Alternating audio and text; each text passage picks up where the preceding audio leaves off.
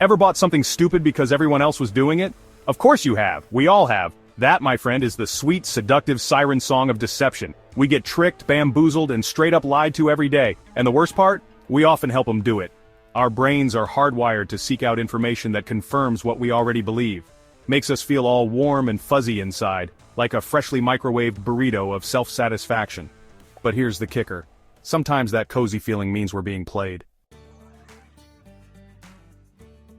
Confirmation bias, my friends. It's a sneaky little trick our brains play on us. We all love to be right, and our brains will do anything to make sure we feel that way. It's the ego's best friend and critical thinking's worst enemy. The ego craves validation and hates to be wrong, so it latches onto information that supports our beliefs and dismisses anything that contradicts them. See a news story that confirms your political views? You feel a rush of satisfaction, a sense of being in the know. You gobble it up like it's a double-stuffed pizza of truth. Delicious and affirming, it feels so good to be right. See one that challenges your views? Fake news! You scream, hurling the remote at the TV. It's like biting into a rotten apple, unexpected and unpleasant. We cherry-pick information like it's going out of style. Only the ripest, juiciest bits that fit our narrative make the cut.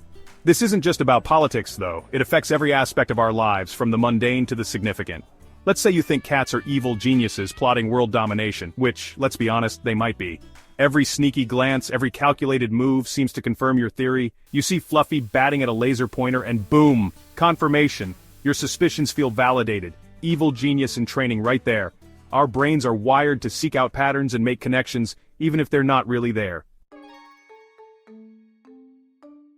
Now, let's sprinkle in some social proof. This is the monkey see, monkey do part of the deception equation. Remember those ridiculous Crocs shoes? People swore they were comfortable and suddenly everyone and their grandma was sporting those brightly colored abominations. We see others doing something and our brains go, well, they must be onto something. I don't want to be left out. Next thing you know, you're the proud owner of a pair of Crocs, questioning all your life choices. This, my friends, is how cults start. Section 4. The Bloodsuckers Theranos and the Art of the Con. Let's talk about Elizabeth Holmes and Theranos. This is a story that has captivated the world, a tale of ambition, deception, and the ultimate downfall. This is a masterclass in deception. Holmes managed to weave a narrative so compelling that it fooled some of the smartest people in the room. Holmes, a Steve Jobs wannabe with a baritone voice and a penchant for black turtlenecks, convinced investors that her company could revolutionize blood testing. She promised a future where a single drop of blood could run hundreds of tests. Problem was, it was all a big fat lie. The technology simply didn't work, and the results were often dangerously inaccurate. People threw money at Theranos like it was a pile of winning lottery tickets. Investors were eager to get in on the ground floor of what they believed was the next big thing in healthcare. Why? Confirmation bias and social proof, baby. When people see others investing, especially those they respect, they tend to follow suit without doing their own due diligence. Investors wanted to believe in the hype, and when they saw big names like Henry Kissinger and Rupert Murdoch buying in, well, that just sealed the deal. It was a perfect storm of ambition, greed, and a desire to be part of something revolutionary. Section 5. Don't be a sheep. How to outsmart your own brain.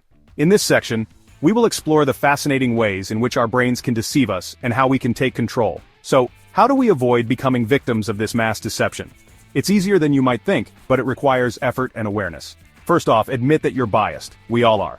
Recognizing this is the first step towards clearer thinking.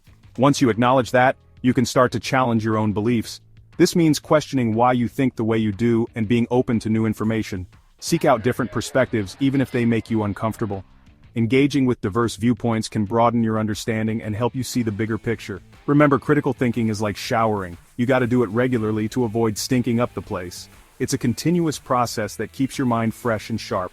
Don't just blindly follow the crowd. It's easy to get swept up in popular opinion, but it's crucial to think for yourself. Ask questions, be skeptical, and for the love of all that is holy, do your own research. Verify the information before accepting it as truth. The truth is out there, people. But it won't always come to you easily. But sometimes you gotta dig a little deeper to find it. The effort you put into seeking the truth will be worth it in the end.